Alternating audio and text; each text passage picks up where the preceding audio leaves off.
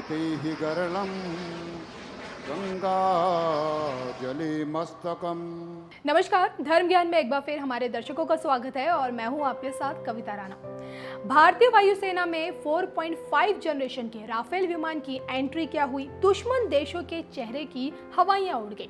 तमाम धर्म गुरुओं की मौजूदगी में राफेल की शस्त्र पूजा हुई, जिसे देख पाकिस्तान से लेकर चीन की नींद उड़ गई। इस सर्वधर्म पूजा में मंत्रों का उच्चारण हुआ, दुआएं मांगी गई और जो बोले सोनिहाल के नारे भी लगे।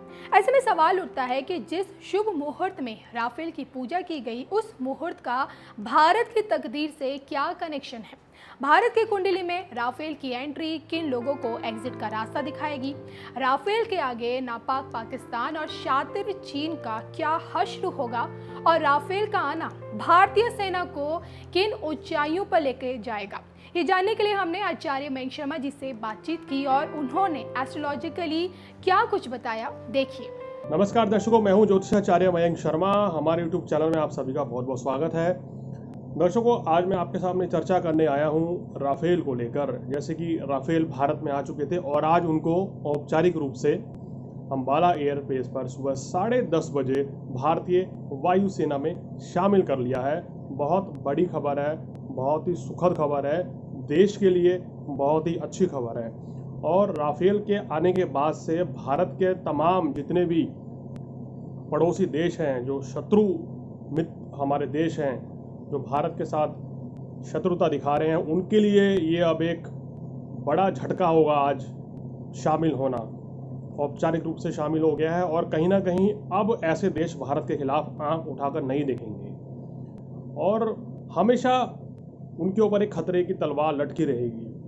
आज मैं आपसे चर्चा करने जा रहा हूं कि राफेल की शस्त्र पूजा जो कि सर्वधर्म हुई है, देखा है हमने, बहुत अच्छी बात है ये। और कौन से मुहूर्त में ये राफेल वायुसेना में शामिल हुआ और इसके वायुसेना में शामिल होने के बाद कितने अच्छे दिन आने वाले हैं हिंदुस्तान के और वायुसेना का भविष्य भी कितना सजग रहेगा, कितनी सुरक्षा के मामले में ये अच्छा रहेगा, इसके बारे में बताएं।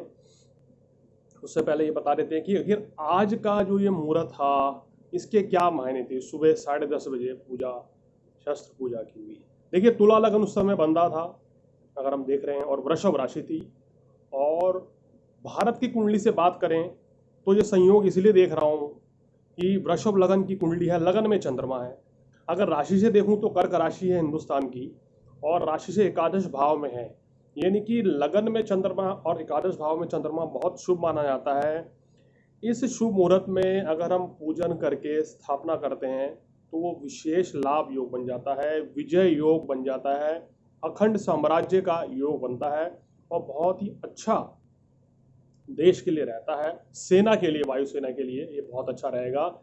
इसलिए इस समय को मेरे ख्याल में चुना गया है और रोहिणी नक्षत्र जो बहुत ही शुभ माना जाता है, इसलिए इस समय के दौरान इसकी स्थापना, इसकी पूजा अर्चना करके, शस्त्र पूजा करके इसको स्थापित किया गया है। ये मैंने एक आकलन लगाया आज सुबह और उसके बाद मैंने इसकी गहराई से रिसर्च करी। उसके बाद मैं आपके सामने ये कार्यक्रम दर्शकों लेके आया हूँ। राफेल की इंडक्शन सेरेमनी में जहाँ राफेल की ताकत दिखी है, आपने देखा होगा कि फ्रांस की रक्षा मंत्री भी आज वहाँ पर उपस्थित थी और भारत और फ्रांस की बहुत अच्छी ट्यूनिंग, बहुत अच्छी बॉन्डिंग देखने को नजर आई है। दोनों की दोस्ती आज और भी गहरी हो गई है। तो राफेल डील से भारत और फ्रांस के रिश्तों में कितनी मजबूती आएगी। देखिए, इस समय जो ग्रह स्थिति देश की है, शनि के कारण ये शस्त्र इस समय आए हैं। मैं पहले से कहता आ रहा हूँ, अपनी वीडियो में बहुत पहले से कहा था कि भारत इस समय डिफेंस डील करेगा। शनि की स्थिति बहुत अच्छी है, राशि से सप्तम भाव में शनि है, बहुत शुभ रहेगा। कार्य व्यवसाय मित्र देशों के साथ बहुत अच्छे रहेंगे, बड़ी डील होगी।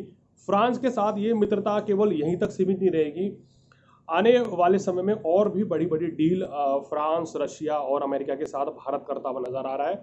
और ये जो डील हुई है बहुत शुभ समय पर है। भारत और फ्रांस के रिश्ते में और ज़्यादा मजबूती आएगी। आने वाले समय में ये दोनों देश मिलकर कोई बड़ा फैसला विश्व स्तर पर लेने वाले हैं, ये मैं भविष्यवाणी कर रहा हूँ। यानी कि फ्रांस भारत की बिना मर्जी के कोई भी बड़ा फैसला नहीं लेगा आने वाले समय में। ये ग्रह स्थिति इनकी नजर आ रही है, दोनों देशों की परिस्थिति की अगर बात करें। राफेल के आने के बाद क्या भारत चीन या भारत पाकिस्तान के बीच तनाव बढ़ेगा? देखिए, तनाव कोई युद्ध की स्थिति ऐसी नहीं बनती हुई नजर आ रही। मैं पहले भी कह रहा हूँ, हर देश अपनी सुरक्षा को मजबूत करता है और भारत ने भी बिल्कुल वही किया है। इससे अगर किसी पड़ोसी मुल्कों को मिर्ची लग रही है, दुश्मन देश को मिर्ची लग रही है, तो स्वाभाविक है और लगती रहे, जो मर्जी बोले, लेकिन भारत अपनी ताकत का इजाफा जरूर करेगा। चाहे चीन या पाकिस्तान इसमें हस्तक्षेप करे या ना करे, चाहे वो मना करे, लेकिन हर देश की ये उसके लिए ज़रूरी एहतियातन ये कदम उठाना ज़रूरी है। अपनी सुरक्षा के लिए जितना अपने देश को मजबूत किया जाए, जितनी ताकत मजबूत की जाए, उतना ही बेहतर रहता है। देखिए, चीन की तरफ से जो LAC पर जो फायरिंग हो रही है, ये बड़ा ही चिंताजनक विषय है, दुर्भाग्यपूर्ण भी है। चीन अपनी हरकतों से बाज नहीं आ रहा है। ऐसे में राफेल की ताकत के आने के बाद से क्या चीन झुकता हुआ नजर आएगा? देखिए, राफेल की ताकत से तो बहुत बड़ा फर्क पड़ेगा और लेकिन उससे बड़ा फर्क ये पड़ेगा, भारत एक इस समय महाशक्ति है। 1962 वाली स्थिति नहीं रही है, तो चाइना भूल जाए कि उस समय जो भी हुआ उस तरह से हम आज भी कर देंगे। भारत एक महाशक्ति है, माना कि चाइना भी बहुत बड़ी शक्ति है, लेकिन चाइना किसी भी कीमत पर भारत से पंगा नहीं लेगा युद्ध के लायक। उसको पता है कि उसको बहुत बड़ा डैमेज होगा। अब स्थितियां वैसी नहीं है, तो ग्रह स्थिति के हिसाब से चाइना के बर्बादी के दिन शुरू हो रहे हैं, भारत के आबादी के दिन शुरू हो रहे हैं। बहुत अच्छे दिन की शुरुआत होने वाली है। तो चाइना किसी भी तरीके से भारत से युद्ध की स्थिति नहीं चाहेगा। वो शब्दों के बाण के जरिए से आलोचना करेगा और वो करता रहे, वहाँ की मीडिया आलोचना करते रहे, लेकिन इस समय शी जिनपिंग को ये भी पता है कि उसको अपने देश में ही वहाँ की जनता के विरोध का सामना करना पड़ रहा है, जो कि हम पहले से कहते आ रहे थे, और वहाँ माहौल उनको गद्दी से उतार फेंकने तक की हालत उस समय हो चुकी है। तो माहौल उनके खिलाफ है। ग्रह स्थिति बिल्कुल नहीं बता रही है कि वो भारत के साथ किसी तरह का वाद विवाद करेगा या युद्ध जैसी स्थितियों को न्योता देगा या युद्ध जैसे हालात पैदा करेगा या युद्ध करने को आतुर रहेगा। इनमें से वो कुछ भी नहीं कर सकता है। अगर इस तरह की हरकत उसने करी तो उसको बहुत बड़ा नुकसान उठाना पड़ेगा। और इस समय भारत की ग्रह स्थिति में हम देख रहे हैं कि वेस्टर्न कंट्रीज जो हैं वो भारत के साथ हैं और अरबियन कंट्री भी भारत के साथ है। तो ये बड़ा एक सेटबैक है चाइना को। ग्रह स्थिति उसको, तो उसके मित्र भी उससे दूर भाग रहे हैं। भारत के जो कभी करीबी नहीं थे वो भी आज भारत के मित्र बनते जा रहे हैं। तो ये होता है ग्रह स्थिति का कमाल। ग्रह परिवर्तन हुआ, शनि का परिवर्तन हुआ, बहुत बड़ा फर्क पड़ा। अभी आप देखेगा 23 सितंबर के बाद क्या चमत्कार होता है, जादू होगा।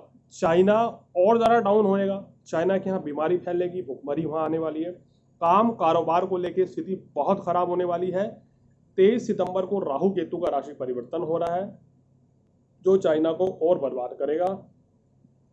ऐसा मैं देख रहा हूँ कि जो बड़ी बड़ी कंपनियां चाइना में पैसे लगाए बैठी थी वो चाइना से काम कारोबार हटा के किसी दूसरे देश में, खासकर भारत में निवेश करेंगे। जी हाँ, भारत में निवेश करेंगे, बहुत अच्छा खासा निवेश करेंगे भारत में। ये ग्रह स्थिति बता रही है, क्योंकि 7th हाउस में जो शनि की स्थिति है चंद्र कुंडली के हिसाब से भारत के कर्क राशि देश की, वो बाहर से पैसा देश में लगता हुआ नजर आ रहा है।